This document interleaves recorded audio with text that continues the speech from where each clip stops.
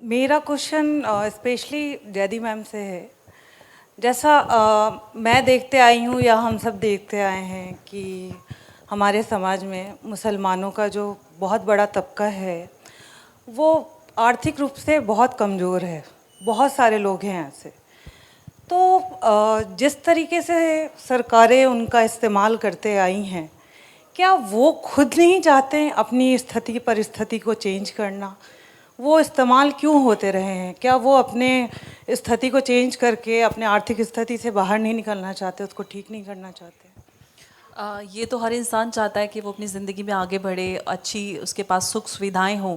लेकिन जब जिस तरह से हमने बात की कि जब सरकारें, इंदिरा गांधी जी का मैं एक एग्जांपल देना चाहती हूँ। जब उन्होंने हालांकि हम सब जानते हैं जो मुसलमानों की जो दयनीय यहाँ पर जो हालत है, खस्ता हालत है, उसकी हम बात करते हैं, क्योंकि जो अच्छी और संपन्न मुसलमान थे वो पाकिस्तान चले गए थे, बेचारे गरीब यहाँ पर रहे। और उसकी भी एक मेजर जो वजह या रीज़न रहा वो ये कि जो सेक्युलर पार्टियां रहीं उन्होंने उनका इस्तेमाल वोट बैंक के लिए किया और सिस्टमेटिकली उनको इसी तरह से उनकी हालत को एज इट इज़ बनाए रखा, बल्कि उसको और बदतरीन बनाने के काम किए।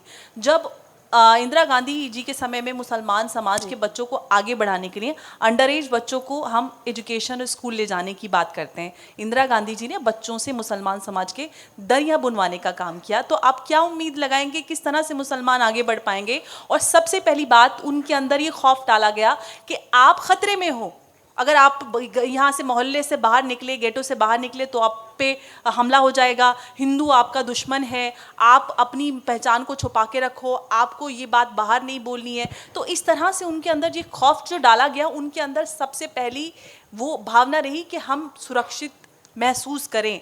और ये जो डर, ये खौफ और ये जो व्यवस्था या अवस्था जो भी बनाई गई, ये पूरी सेक्युलर पार्टियों ने बनाई। लेकिन अब जो बदलाव आया है और जो अब उनको ये समझ में आया कि हमें किस तरह से सेक्युलर पार्टियों ने इतने वर्षों दशकों सिर्फ छला है, तो अब बदलाव आया है। आप पहले, आपको याद होगा कि आज से 10 साल पहले क्या कोई बीजेपी या मोदी का नाम लेता था मुसलमान? आज मैं आपके सामने बैठी हूँ और ऐसे मेरे जैसे कितने सारे लोग हैं जो खुलकर बात करते हैं और समझते हैं कि हाँ, कौन हमारा हितैषी और किसने हमारा इस्तेमाल किया है।